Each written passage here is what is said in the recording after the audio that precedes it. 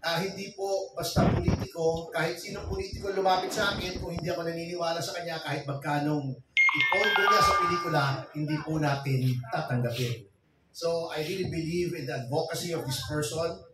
Maliit pa ako, bata pa ako.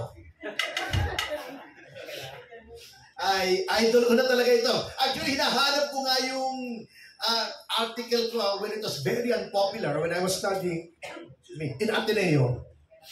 At lahat sila, pro-Cory dun eh. Nag-push siya ng August 1987. Sabi ko, August 1987 will be remembered long after February 24 with age forgotten.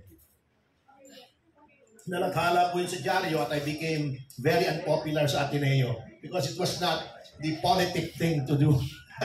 Pero pinanindigan po natin yun the same way na pinaninindigan natin ang tulong po natin sa pagbabalik ni Senator Honasan because we need someone like him in the Senate na hindi po namumulitika, very dispassionate, without heat, without bias, kundi very technical, very cerebral ang approach niya sa mga issue. Yan ang kailangan natin. Hindi katulad ni Gordon na napakaingay, ginagawa, Rizon Tiveros. Tanggalin na natin sa Senado yung mga ganon. Wala nang upuan yun. 1960s, 70s pa yun eh. Lumang tugtugin na yung mga magugulo. Yung mga matatalino, tahimik, pero mapanganib. Parang si Secretary Mike Defensor. Maraming nagsabi sa akin yan ng mga babae. Lalaki rin. Anyway, without further ado, may I present our idol, Senator Gringo Honasan. Magandang hapon po sa inyong lahat. Sorry ho, nag-gate crash ako.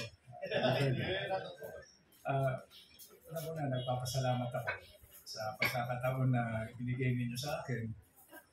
Pero siyempre sa buhay, personal na buhay natin at public lives natin, ang kaisa-isang pinakamahalagang katanungan ay bakit?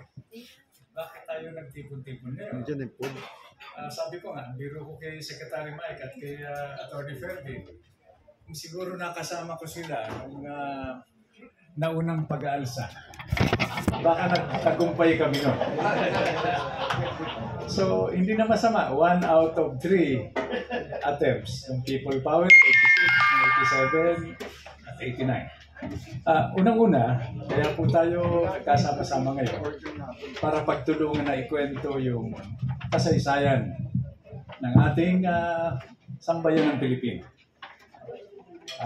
At ang kasaysayan natin ay talagang walang itulak kabigin.